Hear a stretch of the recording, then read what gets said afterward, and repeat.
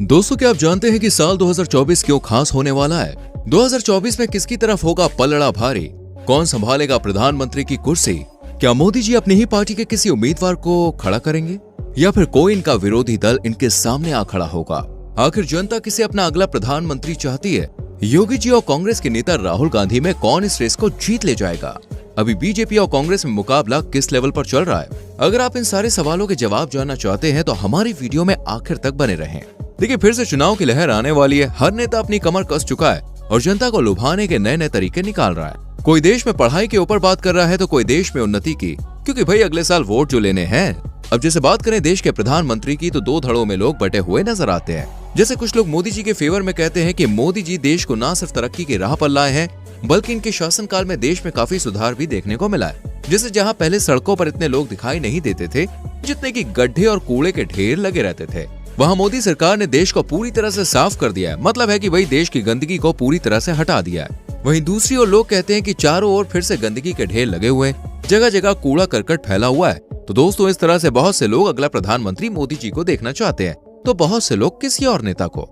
चलिए जानते हैं आखिर कौन बनेगा अगला पीएम। लेकिन इस बारे में जानने से पहले अगर आपने हमारी वीडियो को लाइक नहीं किया तो गलत बात, जल्दी से लाइक करो और चैनल को सब्सक्राइब करके बेल आइकन प्रेस कर लेना। अमित शाह। दोस्तों, सबसे पहले जिस दिग्गज नेता की बात की जा रही है उनका नाम है अमित शाह। ये भारत के गृह मंत्री हैं। इनके काम से सिर्फ जनता ही खुश नहीं है बल्कि अमित शाह का कहना है कि वो भाई अपने काम से बड़े संतुष्ट हैं और उनके आने के बाद आंतरिक सुरक्षा के मुद्दों पर काफी सुधार भी हुआ है।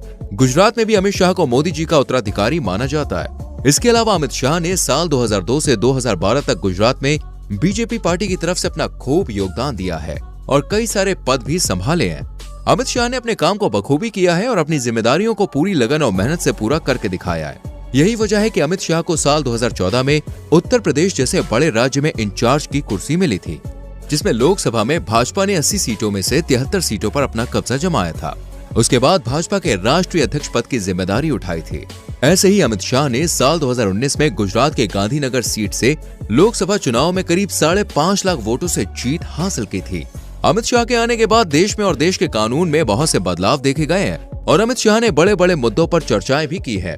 जैसे आर्टिकल 370 का मुद्दा सालों से चला आ रहा था, लेकिन उस पर कुछ भी फैसला निकलकर सामने नहीं आ पा रहा था। अमित शाह ने इस आर्टिकल 370 का भी सफाया कर दिया और उसके बाद 3 तलाक के मुद्दे पर भी सुनवाई की और सीएए और एनआरसी जैसे कानून भी अमित शाह की निगरानी में ही बने। अमित शाह के इन्हीं सब फैसलों और सूझबूझ को देखते हुए मोदी के बाद अमित शाह के प्रधानमंत्री बनने का सपना देखा जाता है, नितिन गडकरी।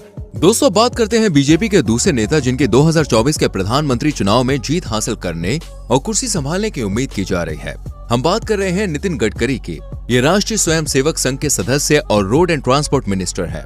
ये नागपुर से बिलोंग करते हैं और ऐसा कहा जा रहा है कि इनकी सेवाएं देखकर हो सकता है कि यही मोदी जी की जगह ले लें, क्योंकि इसकी सबसे बड़ी वजह यह है कि शुरुआत से ये आरएसएस से जुड़े हुए माने जाते हैं। साल 1995 से 1999 तक ये महाराष्ट्र के पीडब्ल्यूडी मिनिस्टर भी रह चुके हैं। जब 1999 में अटल बिहारी वाजपेयी जी का दौर आया था तब भी ये रोड एंड ट्रांसपोर्ट के मिनिस्टर की कुर्सी पर बैठे हुए थे। यही वजह है कि इन्होंने रोड एंड मिनिस्ट्री पद को अपने नाम कर लिया है और आज तक कोई भी मंत्री इतने लंबे समय तक इस पद पर नहीं रहा। लेकिन नितिन गडकरी 9 साल से इस पद पर कायम है और इस मंत्रालय को बखूबी संभाले हुए हैं।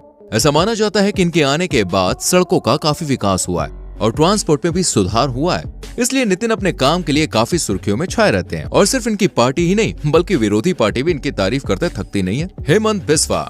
चलिए अब बात करते हैं बीजेपी के नेता हेमंत बिस्वा की। देखिए, ऐसा माना जा रहा है कि मोदी सरकार से जुड़े होने की वजह से इन्हें भी आने वाले समय में एक बड़ा मुकाम हासिल हो सकता है, यानी कि आने वाले सालों में ये मोदी जी की तरह कुर्सी संभाल सकते हैं। बहुत से लोगों को तो हेमंत बिस्वा में मोदी दिखाई देते हैं, क्योंकि जिस तरह साल 2002 में मोदी मुख्यमंत्री के पद पर कांग्रेस के खिलाफ आवाज उठाते थे और कुछ भी कहने से नहीं कतराते थे, ठीक यही जज्बा और आक्रोश हेमंत बिस्वा के अंदर भी देखा जाता है और फिर इनके काम की भी लोग बड़ी सराहना करते हैं। यानी कुल मिलाकर अगर हेमंत बिस्वा प्रधानमंत्री बनते हैं तो लोग इन्हें और इनके काम को काफी पसंद करेंगे। योगी आदित्यनाथ। दोस्तों, हम जिस मंत्री की बात कर रहे हैं ये बीजेपी पार्टी के दाहिने हाथ हैं, यानी बीजेपी को ऊंचाइयों तक पहुंचाने में इनका बहुत बड़ा योगदान माना जाता है।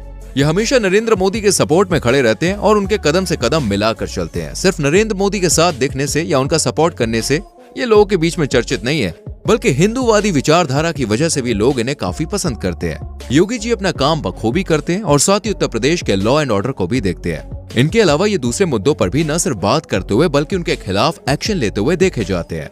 ऐसा माना जाता है कि उत्तर प्रदेश में माफिया गुंडागिरी को खत्म करने में इनका बहुत बड़ा हाथ है। हालांकि इनके बुलडोजर बाबा बनने के बाद आम लोगों से लेकर कोर्ट तक ने इनके द्वारा की जाने वाली कार्रवाई और राजनीति करने के तरीके पर सवाल उठाए हैं। वहीं दूसरी ओर कहा जाता है कि बीजेपी शासन में सीएम योगी द्वारा माफिया वगैरह को लेकर लिए जाने वाले फैसले पक्षपाती रहे हैं। योगी आरएसएस में भी अपनी अच्छी पहचान बना चुके हैं। यही वजह है कि इन्हें आरएसएस का सबसे चहेता नेता होने का खिताब भी दिया जाता है। वेल, आपको क्या लगता है, क्या योगी आदित्यनाथ को ही मोदी जी की कुर्सी मिलेगी या फिर कोई और बाजी मारेगा? कमेंट में लिखना जरूर। नीतीश कुमार। चलिए, ये तो थे बीजेपी पार्टी के उम्मीदवार, लेकिन दोस्तों अब देखते हैं इनकी जगह विरोधी पार्टी से कौन इस कुर्सी को छीन कर लेके जा सकता है। इनमें सबसे पहले आते हैं नीतीश कुमार, जो कि बिहार के मुख्यमंत्री है। ये काफी सालों से बिहार में मुख्यमंत्री के पद पर नियुक्त है और काफी अच्छे से अपने काम को संभालते भी हैं। आपको जान के हैरानी होगी कि नीतीश कुमार ने 8 बार मुख्यमंत्री की शपथ ली है, लेकिन इसमें सबसे बड़ा ट्विस्ट ये है कि इन्हें हर बार किसी न किसी सहारे की जरूरत पड़ी है। कभी इन्हें आरजेडी ने सहारा दिया तो कभी ये बीजेपी के भरोसे इस पद पर नियुक्त हुए हैं, और अब भी ये जो सरकार चला रहे हैं उसके पीछे भी कांग्रेस और आरजेडी का सपोर्ट है। लेकिन कुछ भी हो, नीतीश कुमार ने अपनी छवि जनता के सामने काफी अच्छी बना रखी है, और इसी बात का फायदा उठाकर नीतीश कुमार जगह जगह जाकर विरोधी पार्टियों को अपने साथ मिलाने की कोशिश कर रहे हैं, ताकि ये बीजेपी से टक्कर ले सकें। और हो सकता है कि भाई नीतीश कुमार इस कुर्सी पर बैठ जाए, क्योंकि ये सबको साथ लेकर चलने वाले नेताओं के लिस्ट में शुमार है। इसका मतलब है कि अगर ये प्रधानमंत्री के चुनाव में खड़े हुए तो इन्हें हर तरफ से भारी वोटों से जीत हासिल हो सकती है। राहुल गांधी। विपक्षी पार्टी की बात करें और कांग्रेस का नाम ना आए, भाई ऐसा तो हो ही नहीं सकता, क्योंकि फिलहाल बीजेपी और कांग्रेस के बीच ही टक्कर का मुकाबला चल रहा है। जब से कर्नाटक में राहुल गांधी का हाथ लोगों के सिर पे आया है, तब से न सिर्फ लोगों के दिन बदले हैं, बल्कि राहुल गांधी की पहचान और ताकत भी काफी हद तक बढ़ चुकी है।